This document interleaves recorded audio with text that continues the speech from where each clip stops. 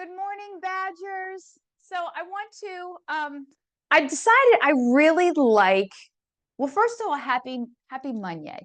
It is, gosh, it's Monday, November 10th. And I just really love the concept of like visualizing, like we're hanging out around a fire, or we're like going for a nice little walk. So that's kind of like how I think I want to approach Mondays more like that.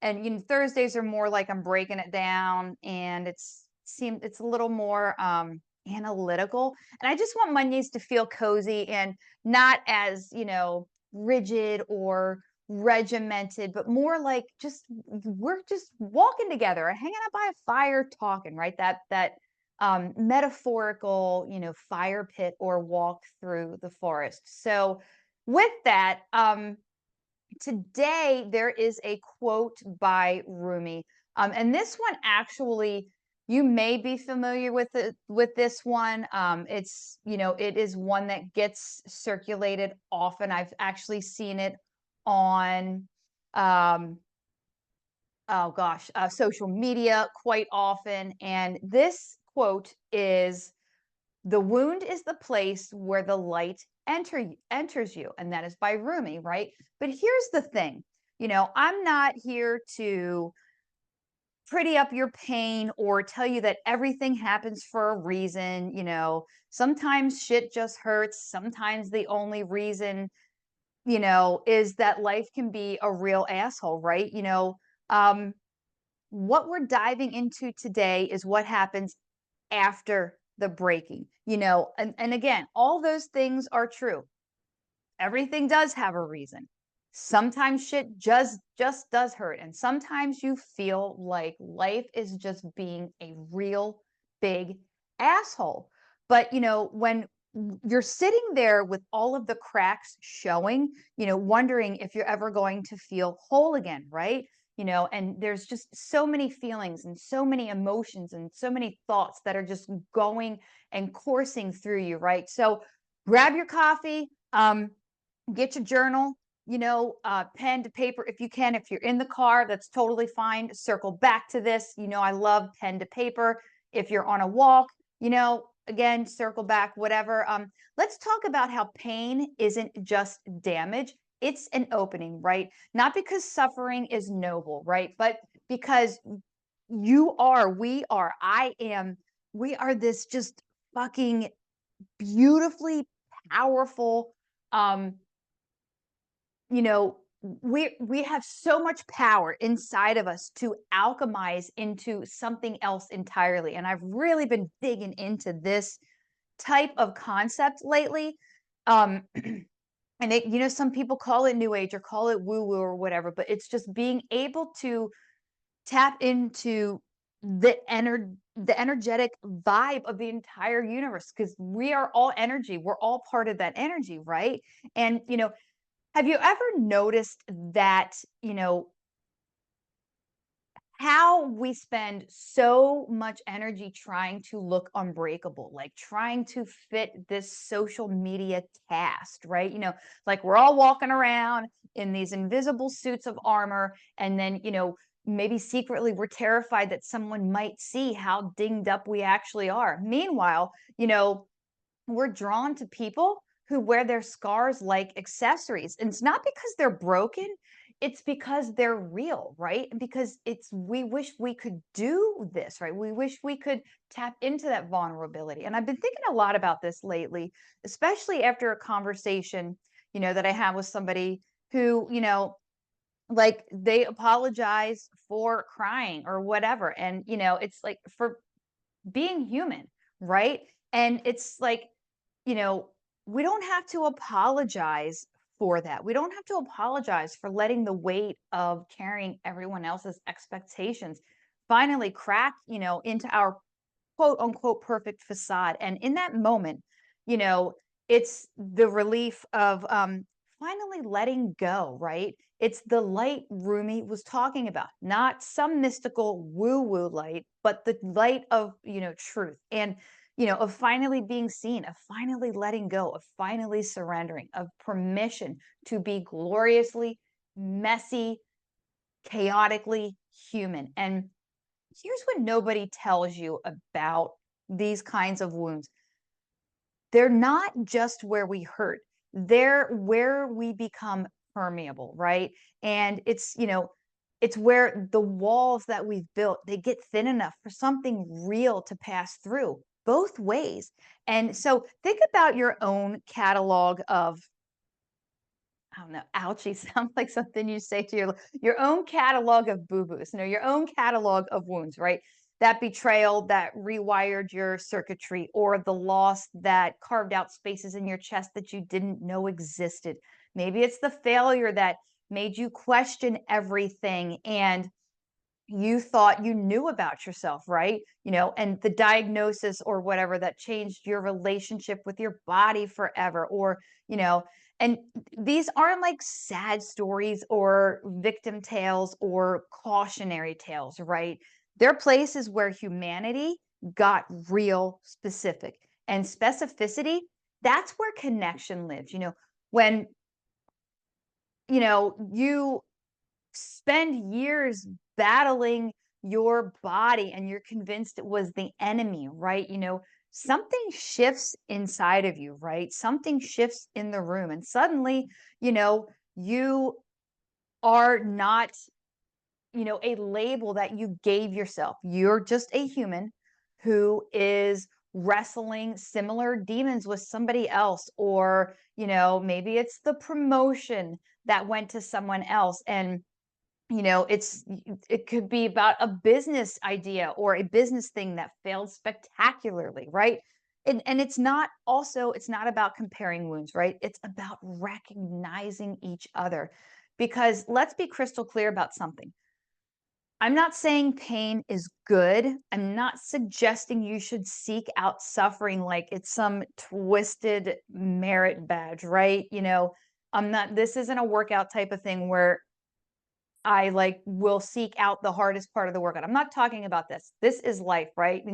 And that, to me, that is toxic positivity. It's dressed up in philosophical quotes and little badges and martyrdom, and I don't fucking do that shit here. I have no space for that. And what I am saying, though, is that pain is inevitable. It's part of the human contract. Dolores Cannon talked about that. And, you can't love without risking loss. You can't grow without outgrowing some shells, right? Or some environments or some groups, right? You can't create without destroying what was there before. And in a world that tells us to numb it, bypass it, or, positive think your way around all of it, right? And I'm not saying that doesn't have its place, but maybe the most radical thing that we can do is just, let it be what it is. Name it, that thing that broke you. What was it? Like, really? And then, not the surface story that you're telling people when you go out to parties or dinners or lunches or whatever it is, but the real wound underneath. Was it abandonment? Betrayal. The moment you realized you weren't who you thought you were, the day your body stopped feeling like home, right? For me, one that comes to mind right now would be believing I had to earn my existence, right? That I had to prove that I deserved to be here. It's just not, being wasn't enough, and I had to be useful. I had to be productive and helpful and needed, and all the things. And you know it took a burnout that just really knocked me on my ass of being sick, that I finally was able to crack that story, right? The disappointing people, and that it just, if I was like an imposter, all these things, right? And then in that crack, laying there, feeling utterly, useless. And somehow it's like I was still breathing, right? And every morning that I woke up, I always said to myself, I woke up today and I'm stronger than I was yesterday. And then the next morning, I woke up today and I'm stronger than I was yesterday, right? That little thing, you can't even imagine something that simple powered me through my day into my next day, right? And I found something that I'd been looking for my whole life, and that was just the permission to be, just to be me. I am without anything behind it, right? And that light entered through that wound wasn't enlightenment, right? It was more simple. It was more revolutionary, right? It was the realization that I was already enough, right? I had always been enough. And that all the doing was just noise drowning out the truth of my being. And I was so fixated on everybody else and the expectations. And your wounds tell a story too, not about what happened to you, but rather about what matters to you. We only hurt where we hope, and we only break where we care. And Mel Robbins had talked about that in a podcast. She had said, when you focus on somebody and, whatever it is that they are doing and that gets to you, there's a reason why it bugs you. That failure, right? That proves you had the audacity to try. Again, failure is a result of trying something, and that loss, that's evidence of your capacity to love. And this isn't about finding silver linings or making meaning from misery and getting into and like rolling around in the victim mentality, right? Because sometimes a wound is just a wound, literally. And sometimes the only lesson is, well, that fucking sucked. Because literally, sometimes it's like, it's embrace the suck, right? And that's okay too. Not everything needs to be a teacher. I sometimes, and look, I'm always, one as a proponent of learning, growth, and things like that. But there are moments where it literally just, it is what it is. Sometimes survival is the syllabus. But here's where it gets really cool and really interesting. So, in all of my years of sport, fitness, life, and coaching, and all things, I've noticed something, that the people who've been cracked open often develop this incredible capacity for holding space for others, not because they have the answers, but because they know what it's like to need someone who can just sit with questions, right? They've learned the art of witnessing without thinking they need to fix everything, right? Of being present without performing. And it's like developing a new sense, like another sense. Maybe it's a seventh sense, right? Once you've been in the dark valley yourself, you can spot someone else wondering, there from a mile away, right? Whether you feel the vibes or you notice the posture, whatever it is, right? And more importantly, you know what not to say. You know that everything happens for a reason can feel like a fucking slap in the face. It's like sometimes we just don't need that in the moment, right? That just stay positive, it can sound like a shut up. And that sometimes the most healing thing is just someone saying, yeah, that really is messed up, and meaning it, right? You know, and this is where sharing your story becomes medicine, not just for you, but for everyone who's been holding through their breath, thinking that, they're the only one who is going through this, right? Your mess becomes the message, but not in that really like creepy, cringy, motivational poster way, right? In the real way, the way, oh my God, thank you. It's so nice to know that I'm not alone, right? It's that kind of way. And, you know, maybe it's like even thinking too, like when you're posting on Instagram for like when I remember like publicly sharing post about body image struggles, and it's like your finger hovers over that post button, right? um and what if people thought I was weak, or what if like you lose street cred because you're like you're supposed to be a coach, a fitness coach, and all these things. What if, blah, blah, blah. But you know what actually happened? I got a lot of people that really respected that. A lot of people that really related, and they get it. And they love that it's being able to show like, look, you can still be in fitness and not have the airbrushed body. It's like remembering that we're all people. And it wasn't with judgment. It was like, it's like people recognize it. Oh my God, me too, right? And, maybe it's, people who post stories of midnight battles with mirrors and scales, or, it's confessions of decades of war spent with, the only home that you ever really have, right? And this is crucial here. Sharing isn't about performing or wanting to see how many likes you get or comments or follows or whatever. It's not about crafting the perfect vulnerable moment for likes and engagement. It's about telling the truth when the truth wants to be told.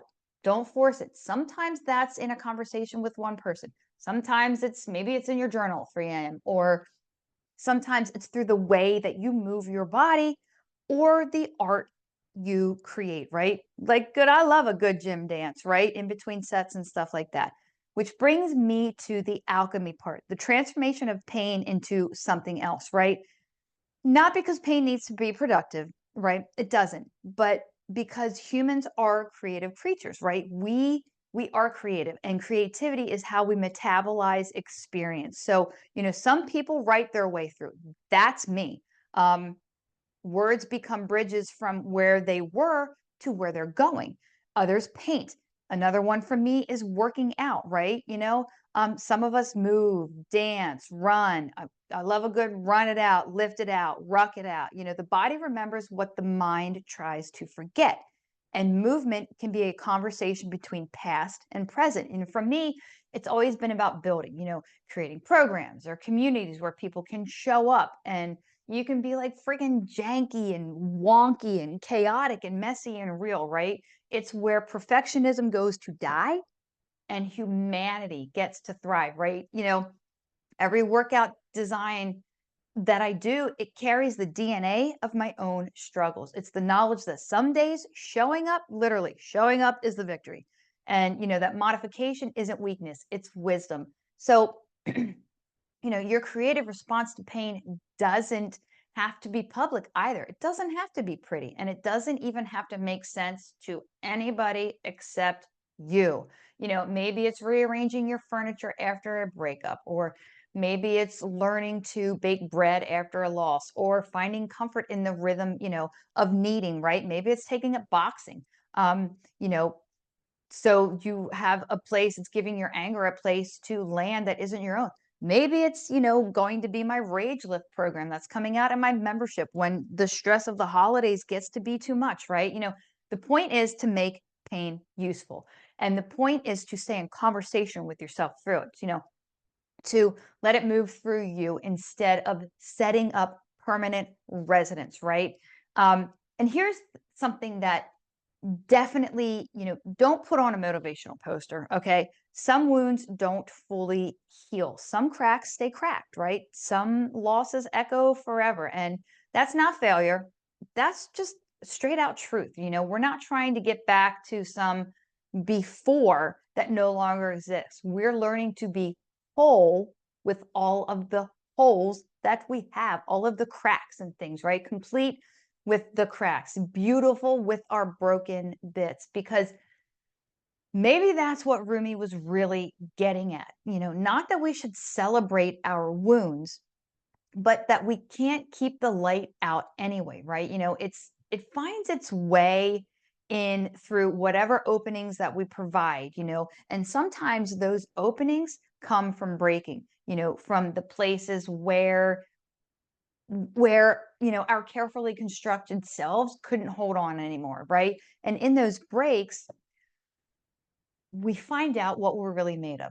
And that, I love that gym to life connection, because training hard makes me aware of the capacity that I have and the capability that I have to do something hard and to adapt and be resilient and move through it, right? Not our performance or our achievements or our carefully curated feed, but the stuff underneath, right? It's the stubborn life force that keeps breathing even when breathing hurts, the inexplicable hope that keeps showing up after disappointment. And, it's that wild resilience, that adaptability that rebuilds even when rebuilding seems like it's impossible and is never going to happen. And your wounds, they're yours. Mine are mine. They're part of your story. It's part of my story, but it's not your whole story and it should not be your identity, right? They're chapters. It's not a conclusion. And, they're where the light found a way in, but you're the one who decides what to do with that illumination. Okay. So, you know, this is for all of us, the ones who have been broken, and we're still here. You're still here. You survived. You woke up stronger. The ones who found beauty in their fault lines, the ones who were brave enough to let the light out through the cracks and becoming lighthouses and little beacons, for others still finding their way through. Your pain isn't damage. It's evidence of your humanity, your capacity to feel, to hope, to risk, to care, to be human. And in a world that's increasingly numb and desensitized, that capacity is fucking revolutionary. So, as always, I love to give you 4 hot badger tips that are going to take you into the week. So, here they are, working with your beautiful wounds. So, first of all, number 1, story inventory. So, take 10 minutes and list your top 5 ouch or wound moments, right? Don't analyze it, just list them. That's it. Fact. This is what it is.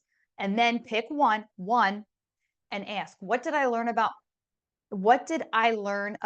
what matters to me? And, not what lesson you were supposed to have learned, but what it revealed to you about your values, right? Pain points to priorities. So the second one is the 2-minute share. If you want, tell someone one true thing about a struggle you're in or have been through, and not the whole saga. We don't want the whole days of our lives, sand through the hourglass, Twilight saga, whatever it is thing. Just one real moment, right?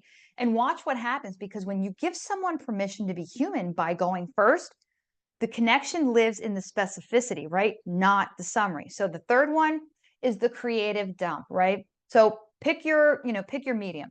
Again, pen to paper, right? So words are going to be it for me. Maybe it's dancing when I work out. Maybe it's color for other people, sound, whatever calls, right? And it might be all of those at different moments, right? It doesn't have to just be one and you stick to that. Different things call for different mediums, right? So set a timer for 15 minutes and then create from a feeling, not about it. So, no editing, no performing, no making it pretty, no going back, crossing stuff out. Just let it be what it is. Just let what's inside find an outside expression. This isn't art therapy. It's energy in motion, emotion, right? So the light check. So once a week, ask yourself, where is light getting in right now? And not forced gratitude. And I know what this is.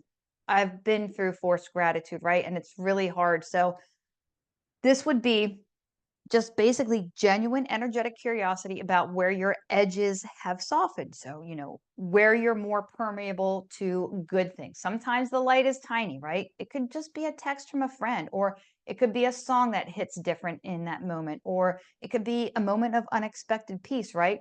Count it all. So that's what's on my heart this Monday morning and this second week of November. Not a prescription or a platitude. It's just an invitation to see the cracks differently, to maybe possibly consider that your broken places might be your most powerful places, right? Not because pain is good, but because you're alchemical as fuck. So until next time, stay wild, stay real, and remember, your wounds are just proof you showed up to play. Don't just go through life, grow through life.